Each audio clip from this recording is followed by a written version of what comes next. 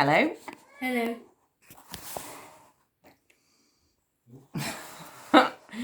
It's chapter 25.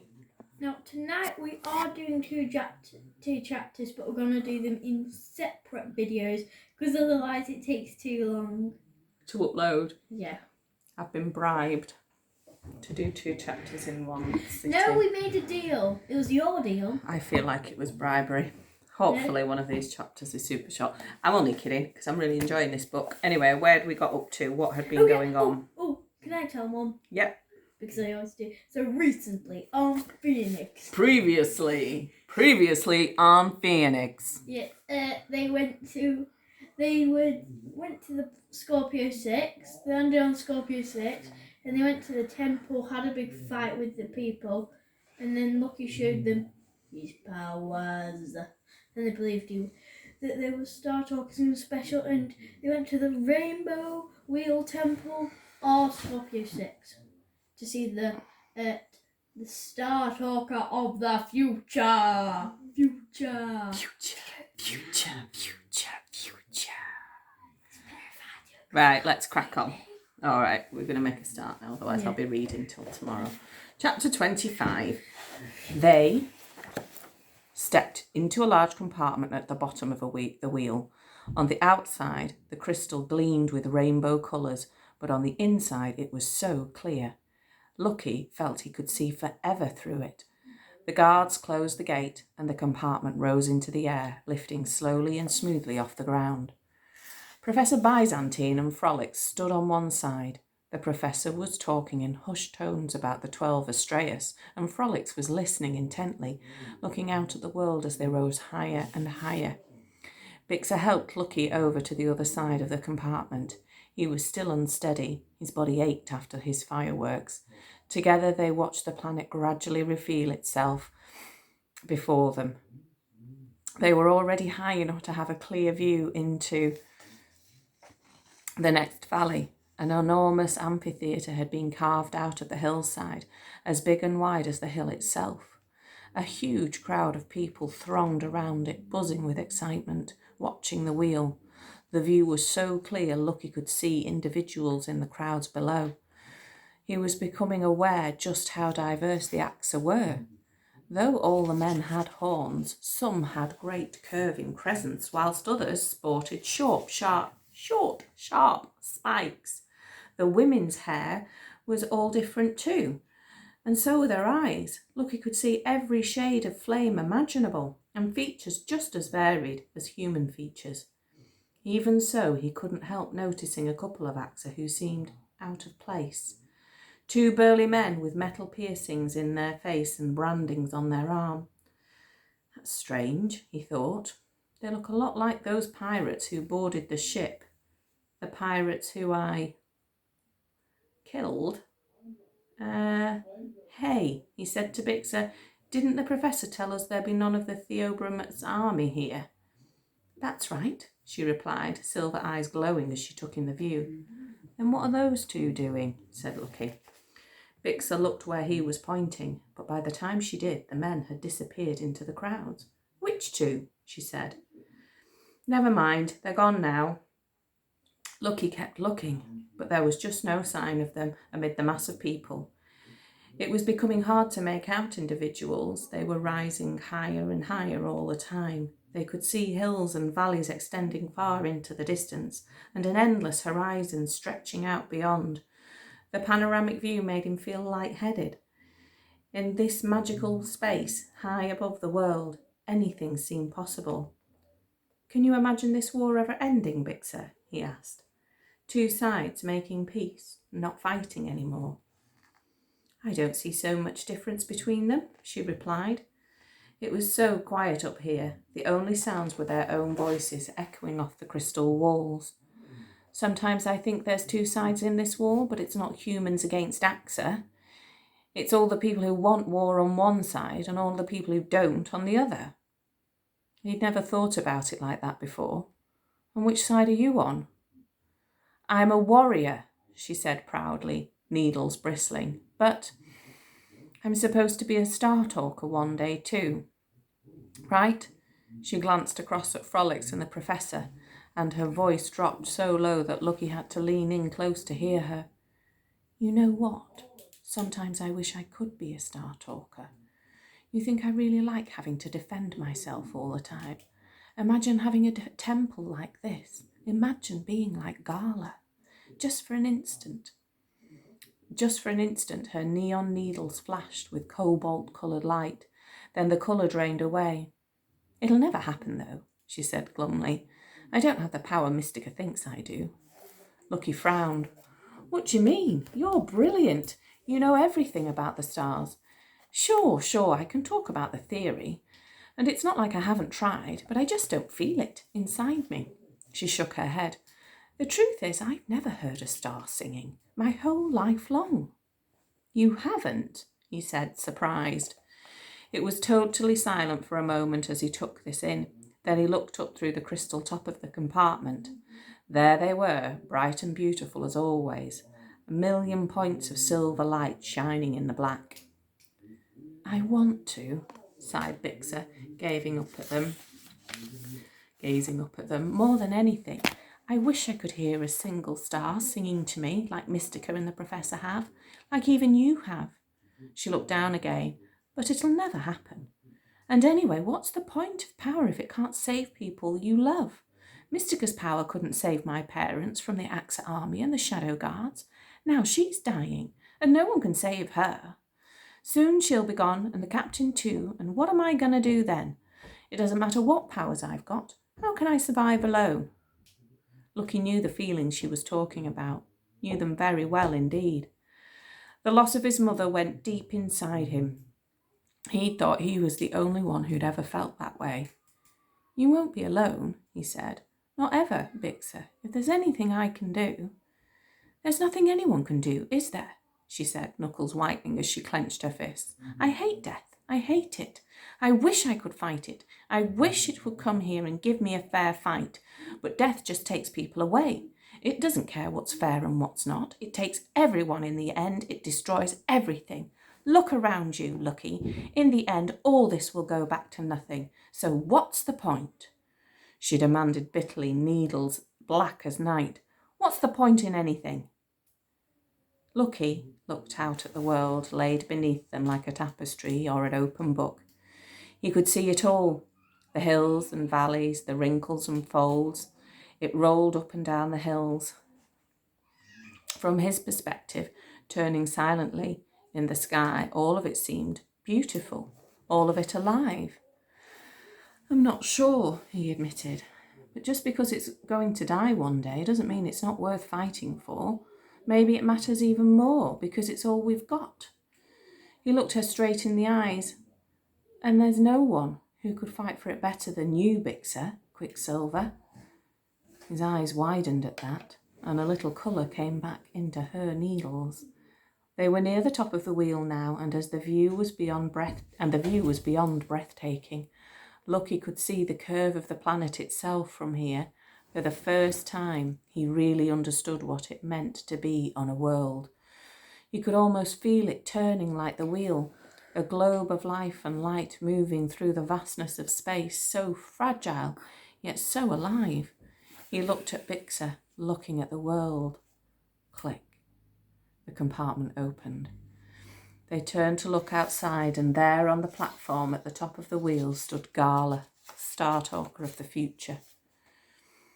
She was just as intense in real life as she seemed on the vid screens. She was dressed all in black, long dark hair hung over her face.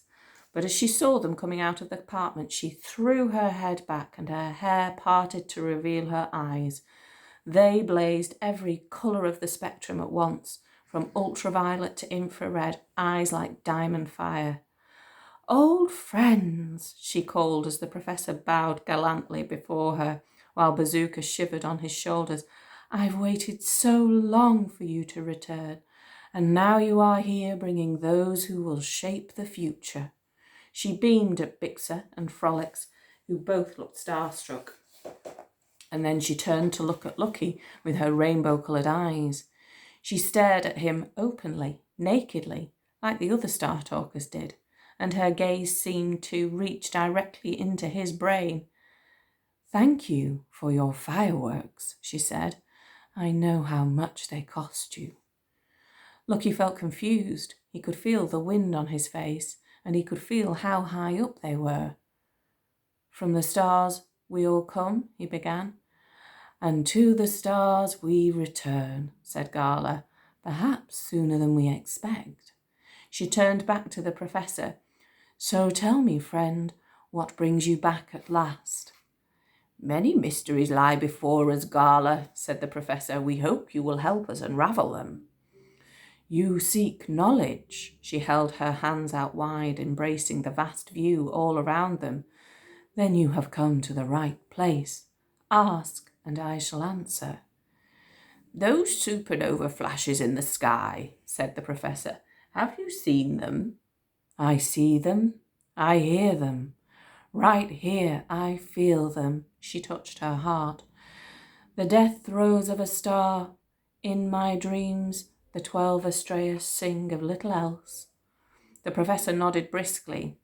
We are searching for the 12, he said. Mystica and I both feel sure that they are at hand.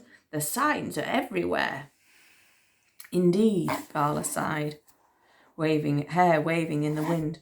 But are you looking in the right place? And where would the right place be? Said the professor a little stiffly. Would it perchance be in Aquarius, behind the government blockade? She closed her eyes. Aquarius, she murmured. So many things are hidden there, but all of them will be found. Ah, said the professor, looking rather pleased with himself. And the wolf that eats the stars? I cannot say. I feel it and I fear it, yet its nature is mysterious to me. I see it devouring suns one by one, but what is it? Do not ask me, for I do not know. Even the king, with all his faith and fury, cannot stop it, though his great weapon is coming to him, closer all the time. She opened her eyes and turned to Lucky. And you, strange boy, you have a question for me. Me? Lucky breathed in sharply. This was the chance he'd been waiting for, ever since his meeting with the president. Well, I'm looking for my father, he told her. I heard he was on the planet Charon. Do you know where that is? Gala scowled. There are secrets even I do not know, she said, and yet you have your father's astrolabe. Lucky's skin prickled. How did she know that? He pulled it out and showed it to her. I've been trying to use it to find him, he said. The problem is, whenever I ask about him, it throws me off the edge of the map. She reached out and took the astrolabe. Off the edge, she echoed. That must be something uncharted, unknown, something yet to come. That is my domain, boy. If you have the courage to go there, I say you will find your father and more. How? Asked Lucky. How do I do that? Leave the astrolabe with me, she replied. I will ask my star, the Scorpio star. I will ask it in song. About your father and all these questions, I will tell you what it sings in reply. She gestured towards the amphitheatre over the next hill. I am singing tonight, a great concert for my people. You are all invited, my honoured guests. At the end of my song, seek me out, and I will tell you what the stars have told me. Thank you, said Lucky. Beside him, Professor Byzantine stroked his whiskers thoughtfully, while Bixer and Frolics grinned, their eyes wide and starry bright. But Gala shook her head. Her eyes flashed like a diamond prism. Thank me, she said. I am not sure you will. Are you absolutely certain you want to find him? Of course, said Lucky. I'd do anything to see him again. What do you mean, Gala? Asked the professor. Surely Lucky has to find his father, for only he knows the truth about the boy's powers. Only he has the answers. On the contrary, she said, in the end, the boy must find the answers for himself, in himself. No father can tell him what to do. It is not a parent that he needs, but that which is already inside him. She turned back to Lucky. Let me see what is inside you, boy. Let me feel your heart. She reached a hand up to Lucky's chest. Her fingers had long curving nails painted black, tapering into points. They looked very sharp indeed. He hesitated, feeling scared of her, but he wanted to help even more, so he stayed still and let Gala touch him. She closed her eyes. I feel it, she whispered after a long moment. I see it rising inside you. She looked at Professor Byzantine at that in amazement, and her eyes flashed every colour at once. It cannot be, can it? The professor stared back at her. Mystica and I have had our suspicions, but... What is it? Said Lucky, tension tight in his chest. What do you see? Gala did not reply for a long time. Higher and higher, she said at last. Stronger and stronger, and every time it burns a little more of you away. Did you not realize you are burning your mortal life away every time you use your power? Lucky pulled away from her, shaking. He held his hands up in front of him as if to ward off her torrent of words. You cannot stop it, she went on. It is written in the legends. You are what you are, and you will return to the sky. Return, Lucky said. Lucky looked desperately at Professor Byzantine. The old axer was staring at the wheel as it turned in the night, twisting his whiskers tighter and tighter. Professor, what does that mean? He pleaded. It doesn't mean I'm going to die. Professor Byzantine looked up. His eyes were like rain. Well, the legends are not entirely clear, as you know, he said. Only fragments remain, and it is possible to be certain what they mean, but perhaps, possibly. He looked down. You knew, said Lucky. I trusted you. I thought you were helping me, but all the time you were making me burn my own life away. How could you do that? Lucky, whatever the legends say, I tell you that you must learn how to use your power, whatever the cost, the old axer insisted. Even if it means I'm going to die, he cried. I wish I'd never met you. If that's what this power means, if that's why it hurts so much every time I use it, I'm never using it again. But you must, hissed Gala, and you will. That is why you are here. Lucky stumbled back, away from the Star Talkers, till he stood on the very edge of the platform, high above the ground, with the Rainbow Temple wheel rising and falling silently behind him. He could see the vast view of the world again, spread out beneath him, but it no longer seemed magical. Now he just felt sick with vertigo. He felt weak and small and scared, because Gala had made her prophecy of the future, and Professor Byzantine had as good as confirmed it. You will remember this moment when the time comes, said Gala behind him. You will remember me. Her words were like poison in his veins. The professor bristled fiercely and strode up beside Lucky. That is enough, Gala, he said. If you can help with the boy find his father, then please do, but I will not stand here and let you scare him any longer. He would be a fool not to fear the future that awaits him, she replied, but the future is not fixed. He has the power to decide how this all will end. So come to me at the close of my song, boy, and I will give you what you seek. There was silence for a moment. Then Lucky stepped away from the giddy edge of the platform, away from Professor Byzantine. All right, he said. All right.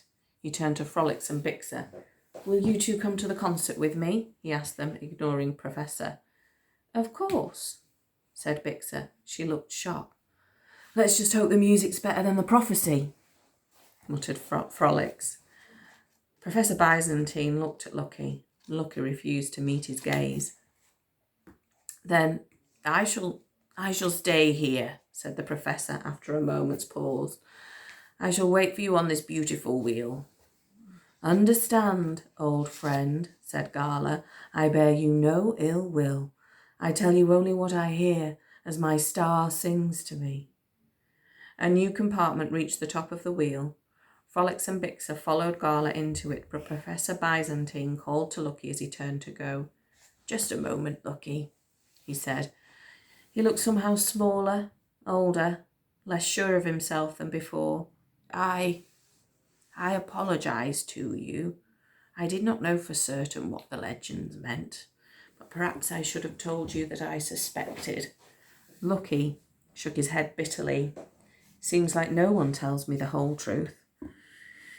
Not one of us knows it, replied the Professor, only the stars. But I still say if you have this power, it can only be because you are meant to use it. Please do not stop now.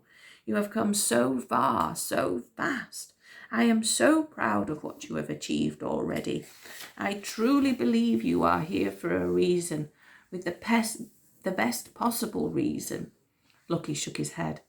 I don't think so, he said. But I'm sorry about what I said. I didn't mean it. I don't wish I'd never met you, Professor. He could feel emotions rising inside him, taking him by surprise. The Professor's eyes looked deep into his being and he smiled. Well, he said, there need be no more practice for today. Now go and enjoy the music and may the stars light your path. Bazooka! Chirped the phoenix on his shoulder. Lucky turned and followed his friends into the compartment and down the other side of the Rainbow Temple wheel. Well, that was dramatic. We're going to crack straight on with chapter 26, but I'll have to click on to the next story. Okay? Bye. See you in a minute.